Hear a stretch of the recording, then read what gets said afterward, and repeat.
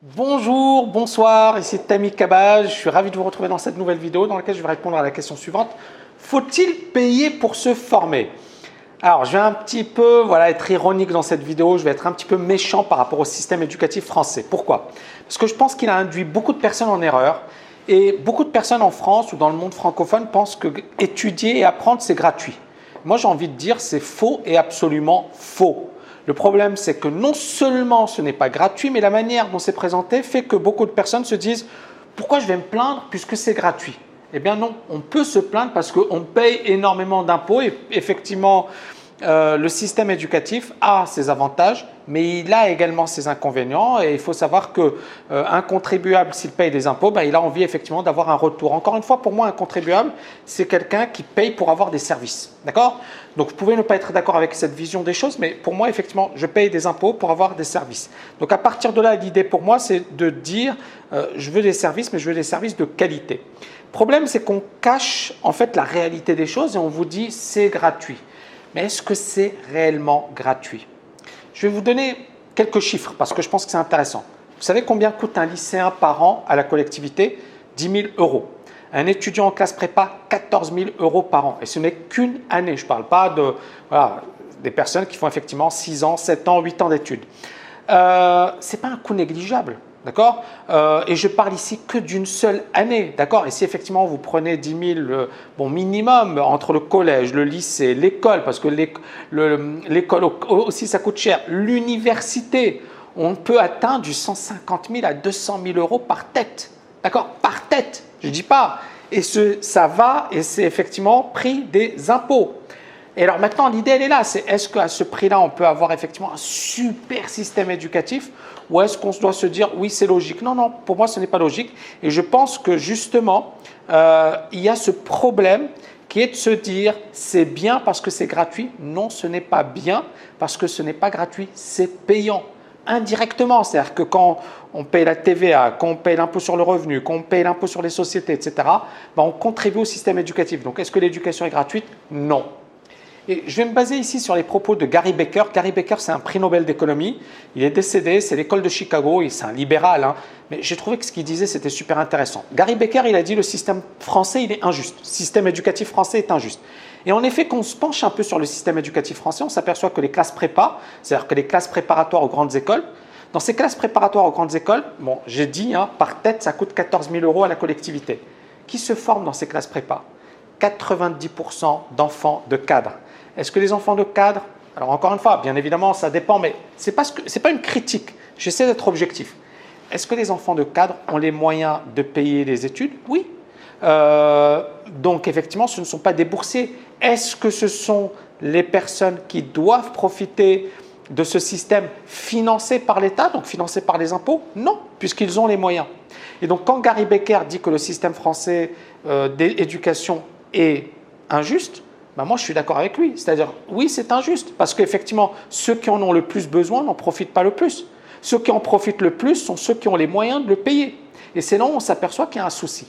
Pourquoi il y a un souci? Parce que finalement, les personnes qui ont les moyens ne paient rien. Et à Polytechnique, vous avez beaucoup d'enfants de super cadres, de personnes issues des professions intellectuelles, donc qui ont les moyens, mais qui ne payent pas d'études. Et pire, ils reçoivent même une bourse. Et c'est là où on se dit, mais ce n'est pas un système juste, ce n'est pas un système équitable. J'en ai profité, je le dis ouvertement, j'étais boursier, mais je me suis rendu compte qu'effectivement, quand j'ai passé l'agrégation, tous ceux qui ont réussi l'agrégation étaient fils d'agrégés, petits-fils d'agrégés, où ils avaient quelqu'un dans leur famille qui était agrégé. J'étais le seul dont les parents n'avaient pas fait d'études. Je me suis dit, mais c'est quand même incroyable. C'est-à-dire que c'est un système qui n'est pas juste, mais qui se présente comme juste. Encore une fois, j'essaie pas d'être polémique, j'essaie de vous donner mon avis sur la question. Vous pouvez ne pas le partager, il n'y a pas de souci. Mais moi, encore une fois, je sais qu'on le présente comme un système juste. Il y a beaucoup de gens, dès qu'on parle de faire payer les frais de scolarité, beaucoup disent « oui, mais c'est honteux, l'éducation doit être gratuite ». Mais l'éducation n'est pas gratuite, je viens de vous le démontrer. On paye des fortunes par lycéen, par universitaire, au sein des classes prépa, on paye des fortunes. Donc à partir de là, le fait de dire que c'est gratuit, c'est faux. Par contre, effectivement, c'est juste que c'est présenté comme étant gratuit. mais ce n'est pas gratuit. Donc Gary Becker a dit la chose suivante, il a dit, bon, il a expliqué qu'il valait mieux faire payer les études et ceux qui avaient les moyens et permettre un système de bourse, c'est-à-dire pour effectivement ceux qui n'avaient pas les moyens, de suivre la scolarité ou même des systèmes de prêt à ceux qui n'avaient pas les moyens mais qui étaient extrêmement motivés par le fait effectivement de suivre un cursus. Et moi, encore une fois, ça ne me choque pas du tout. Et donc avec ce système, l'avantage c'est que la personne qui est à l'université, elle est à l'université, elle a payé de l'argent. Et donc automatiquement, quand elle a payé de l'argent, qu'est-ce qui se passe? Elle en veut pour son argent. Et elle se dit, moi je ne suis pas là pour rigoler, je suis là pour étudier, je suis là pour apprendre parce que je suis en train de payer de l'argent et je veux un retour sur investissement. Qu'est-ce qui se passe dans le système éducatif? On a des dizaines de milliers d'étudiants qui ne savent pas ce qu'ils veulent faire, ils vont avoir une bourse, ils se disent, tiens, je vais faire de la psychologie, tiens, je vais faire de la philosophie, tiens, encore une fois, je ne dénigre pas, j'adore la philosophie, j'adore la psychologie. Mais le problème, c'est que, encore une fois, c'est le système franco-français, je parle bien du système. En Grande-Bretagne, vous pouvez faire de la philosophie et vous retrouvez trader. En France, c'est impossible. C'est-à-dire, j'ai fait de la philosophie, le seul débouché possible, c'est prof de philo, et éventuellement travailler dans une administration, mais il n'y a pas 10 000 débouchés possibles. Alors que, et c'est ça le truc, c'est pourquoi on a autant de personnes qui vont faire des études de philo ou des études de psycho, alors qu'ils savent qu'il n'y a pas de débouché. Et en plus, ils se retrouvent à l'université, souvent, et c'est ce qui se passe, moi je le sais, hein, parce que je suis passé par l'université, souvent, les 2 premières semaines, les amphis sont bondés. Et alors, ce qui est marrant, c'est que vous allez avoir effectivement des syndicats étudiants qui vont vous dire « c'est honteux, il n'y a pas assez de sièges, il n'y a pas assez d'endroits pour permettre aux étudiants de s'asseoir, etc. » Bref, on va avoir des manifestations, beaucoup de bruit, etc. Et 2 semaines après, il n'y a plus d'étudiants. Vous allez avoir les 3/4 de l'amphi qui ne sont plus dans l'amphi. Et c'est là où on s'aperçoit qu'il y a un problème avec ce système. C'est-à-dire que beaucoup de personnes, effectivement, se disent « c'est gratuit », mais comme ils n'ont rien payé, personne n'en profite. Et donc, à l'université, on a des taux qui sont catastrophiques. Parfois, vous avez 25% de réussite.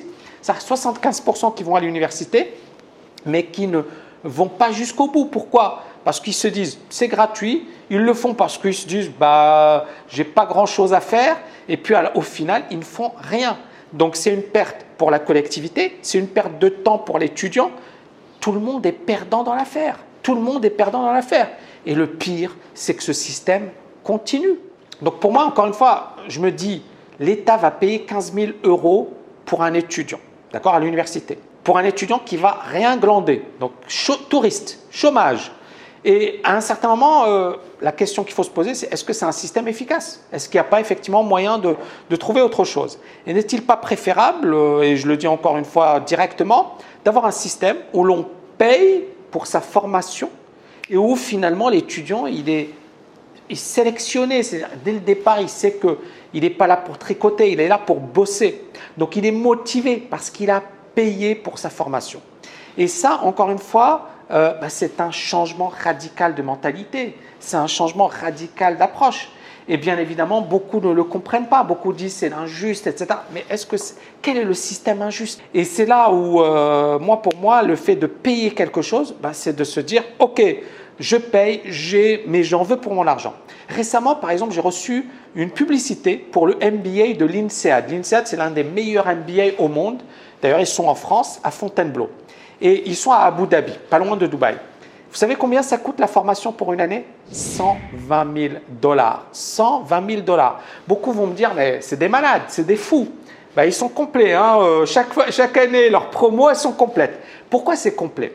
Parce qu'encore une fois, les personnes qui suivent ce type de MBA n'ont pas le raisonnement de monsieur tout le monde. D'accord? Pour quelqu'un qui ne comprend pas l'utilité d'une telle formation, il se dit 120 000 $, c'est du gâchis, c'est n'importe quoi, je peux me former gratuitement.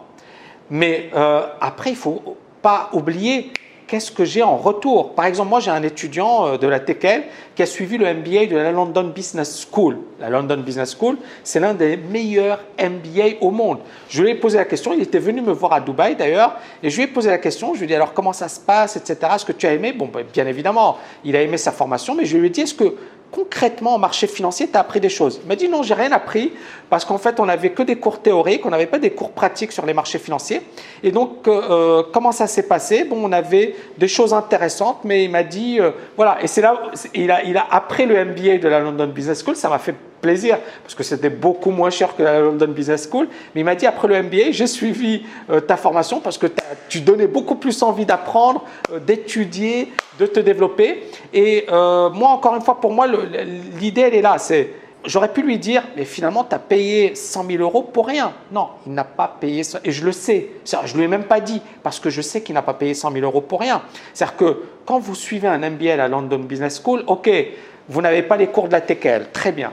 Mais vous avez un réseau de malades, vous êtes proche des grosses entreprises de la City. Et puis, à partir de là, bien évidemment, ça va vous ouvrir des portes. Et le fait de faire la London Business School, ce n'est pas le fait de se dire « je vais apprendre quelque chose », c'est justement le fait d'avoir un bon raisonnement, une bonne sélection. Et puis, bien évidemment, on se dit « ok, le gars, il est bon, il a une capacité de travail, il est capable effectivement de faire de belles choses ». Donc, beaucoup vont encore une fois me dire « 100 000 euros, 120 000 euros pour se former, c'est de la folie, c'est trop cher, je ne pourrais jamais payer ce type de formation ». Et moi, je peux les comprendre. Et encore une fois, je ne vous dis pas de le faire. Mais quand quelqu'un vient me dire Tammy, moi j'ai été au MIT, j'ai payé 100 000 $ pour ma formation, ça ne me choque pas. Alors que beaucoup en France vont être choqués parce que 100 000 $, c'est presque un appartement. Donc, mais le truc, c'est est-ce que vous pensez que ceux qui ont payé la formation, c'est des rigolos? Vous pensez qu'ils ont dépensé, ils jettent l'argent par les fenêtres? Ils avaient envie de jeter 100 000 $, ils se sont dit, oh, 100 000. Non, non, ils ont raisonné. C'est quoi le raisonnement? Premièrement, c'est quoi le salaire d'un MBA de Harvard, de Wharton ou de Stanford ou de la London Business School? Est-ce que vous savez quel est le salaire à la sortie d'un diplômé de ces MBA? Eh bien, effectivement, ils sont largement supérieurs à ceux qui ont fait une université en psychologie ou en philosophie. D'ailleurs, quelqu'un qui fait une université en psychologie, en philosophie, déjà, est-ce qu'il fait partie des élus, des heureux élus de ceux qui ont un job? Souvent, ils n'ont pas de job. Ils font bac plus 5, moi j'en connais. Ils se retrouvent au McDo. Waouh, je fais bac plus 5, je dépense de l'argent pour me former. L'État paye pour moi. Si c'est à la fin pour se retrouver à faire des burgers, il y a un souci. D'accord? Il y a un souci. Et pourtant, ce que je dis, c'est vérifié. Donc, vous avez des gens qui ont bac plus 5 qui vont pointer au chômage et 2 000 euros, ça va être effectivement waouh, je gagne 2 000 euros, c'est énorme. D'accord? Mais vous savez, c'est quoi le salaire moyen d'un diplômé de l'INSEAD par an? C'est 105 000 $. En plus, non seulement 105 000 $, mais ils ont un réseau international de compétences. Alors, vous allez me dire, OK, je paye 120 000 $ pour me former et je reçois un salaire de 105 000 $. Bien évidemment, vous n'allez pas le rembourser la première année, le diplôme. C'est 2-3 ans de travail. Mais après, on est bien d'accord, non seulement je l'ai remboursé, mais en plus, je vais monter en puissance. Personnellement, j'ai payé des dizaines de milliers d'euros pour me former, que ce soit dans le domaine du trading, que ce soit dans le domaine de création d'entreprise, etc. Et j'ai compris que le meilleur investissement pour moi, c'était de me former. Aujourd'hui, c'est marrant parce que je reçois par exemple des personnes qui me disent « Ouais, Tammy, moi, j'ai pas les moyens. Tammy. » Moi, encore une fois, j'ai pas envie, je critique personne, d'accord? Chacun son avis. Mais moi, je vais vous raconter rapidement, je vais revenir rapidement sur mon parcours. Moi, je ne suis pas issu d'un milieu aisé, d'accord? Je n'avais pas les moyens et vraiment, je ne le dis pas pour… voilà, non, je n'avais pas les moyens. Mais comme je l'ai déjà expliqué dans une autre vidéo, je me suis serré la ceinture. C'est-à-dire que tout ce que je pouvais gagner dans mes petits boulots, j'ai donné des cours particuliers, j'ai fait livreur de pizza. Vous imaginez, voilà, aujourd'hui vous me voyez à Dubaï, etc. C'est super. Non, j'ai fait livreur de pizza. J'ai vendu des beignets à la plage. Incroyable mais vrai. Oui, Tammy Kabaj, il a vendu des beignets sur la plage. Ça peut vous paraître incroyable. Et puis, voilà, j'ai fait pas mal de petits boulots. Ça n'a pas été facile. J'ai eu un parcours super difficile parce que vous arrivez à Paris, il faut des cautions, il faut trouver un logement à Paris quand vous êtes étudiant et que vous n'avez pas des grosses cautions et des gros moyens, c'est super difficile. Donc, j'ai galéré comme un fou. Mais, et c'est ça le truc, c'est que je savais que, premièrement, je n'étais pas issu d'un milieu aisé. Deuxièmement, voilà, c'était pas facile.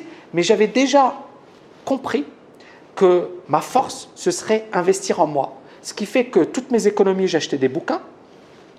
J'ai acheté un logiciel d'analyse technique.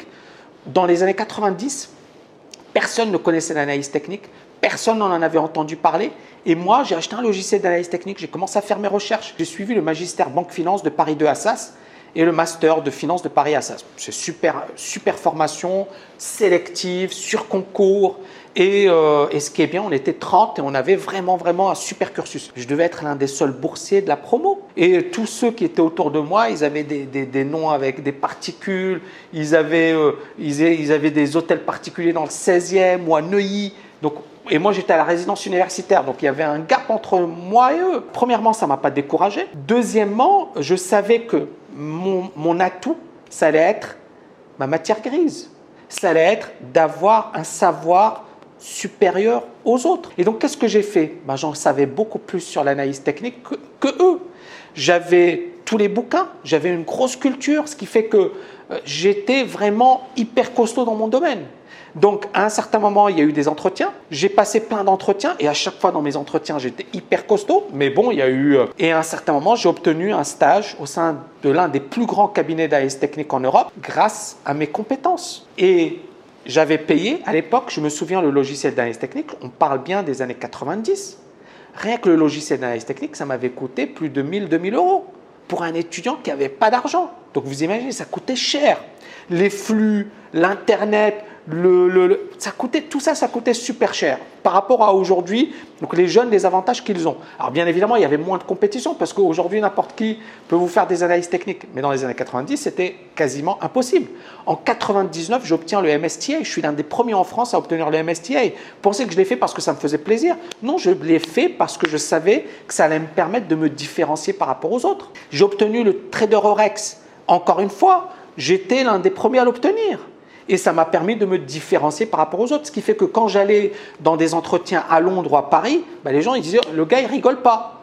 Il a non seulement un magistère banque finance, master en finance, mais il est MSTA. » On était très peu nombreux. Je me souviens qu'à Londres, quand je l'ai passé en 1999, il y avait 300 personnes dans l'amphi. On était 30 à l'obtenir, dont des personnes qui aujourd'hui sont de super analystes techniques reconnus au niveau mondial. Et c'est génial parce que et Axel Rudolph, par exemple, il avait passé la même année que moi. Et Axel Rudolph, regardez-le, le gars, aujourd'hui, c'est lui qui préside la STA à Londres. C'est également un super analyste technique, vraiment costaud et que j'apprécie. Donc, ce que j'ai envie de vous dire, c'est qu'on était très peu nombreux. Mais qu'est-ce que j'avais fait? Vous pensez que j'avais beaucoup d'argent? Non, mais tout l'argent que j'ai économisé, je l'utilisais dans mon savoir, dans la matière grise, dans le fait de me différencier. Ce que j'ai envie de vous dire, c'est que si vous voulez le meilleur, il faut se former avec les meilleurs. Si vous chipotez sur votre formation, effectivement, vous aurez des résultats, mais les résultats seront catastrophiques. Pourquoi? Encore une fois, il y a ce raisonnement en France qui est de se dire la formation c'est gratuit, etc. Ça n'a pas été le cas, ça ne l'a jamais été, ça ne le sera jamais. Le gratuit pour moi c'est un mythe. Et j'ai même envie de dire le gratuit, c'est dangereux parce que ça vous incite à ne pas prendre les bonnes décisions. J'ai même envie de dire le gratuit, c'est injuste. Qui en profite? Ce sont ceux qui ont le plus de moyens. Et j'ai envie même de vous poser la question, est-ce que vous voyez beaucoup d'enfants d'ouvriers à Polytechnique? Est-ce que vous avez énormément d'enfants d'ouvriers en classe prépa? Non. Prenez les statistiques, lisez les statistiques.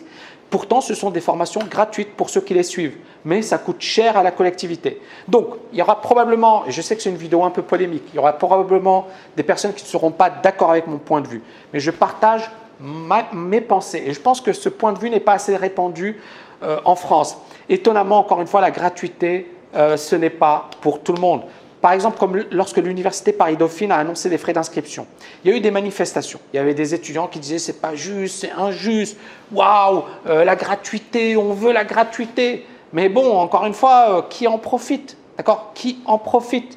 Et moi, je vous pose la question, à vous de me répondre. Je ne dis pas, et moi je pense qu'encore une fois, c'est très important. Je ne dis pas c'est bien, c'est pas bien. Ce n'est pas de la morale. Hein. Je ne suis pas là à vous dire non. J'essaie justement de voir la notion de justice, la notion d'égalité des chances. C'est-à-dire, moi, quelqu'un qui a les moyens, c'est tant mieux pour lui. Je suis très content pour lui et super.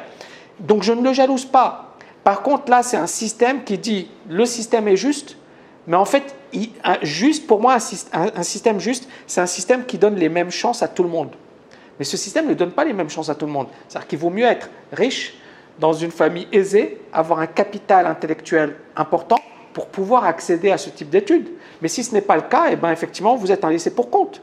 Et il y a beaucoup de personnes effectivement qui ne rentreront jamais dans ce système parce qu'elles ne savent pas que ce système existe. Elles n'ont jamais, par exemple, l'agrégation. Il y en a beaucoup qui ne savent même pas ce que c'est et qui ne le sauront jamais. Pourquoi? Parce qu'on ne leur a pas appris. Par contre, vous allez dans des, comment dirais-je, milieux sociaux beaucoup plus favorisés, ben, ils sauront ce que c'est. Parce que justement, ils ont été préparés pour. Et c'est là où on voit bien que le système, ben, il est à deux vitesses. Ça, c'est la première chose. Et la deuxième chose, c'est que ce système a fait beaucoup de tort. Parce qu'encore une fois, dire aux gens et ne pas arrêter de leur dire le gratuit, c'est bien, le payant, c'est mauvais, fait qu'on a beaucoup de mauvais réflexes. Moi, personnellement, j'ai jamais eu de problème par rapport à tout ça. J'ai toujours compris, et je pense que voilà, pour moi, ça a toujours été logique. Tu veux devenir bon, tu dois investir. Et le meilleur investissement, c'est d'investir en toi. Si tu n'investis pas en toi, ce n'est pas les autres qui vont investir en toi. Et donc, effectivement, ça demande des moyens, ça demande du temps et ça demande de l'argent. Voilà, j'espère que vous avez aimé cette vidéo. N'oubliez pas de la liker. Je vous dis à très bientôt.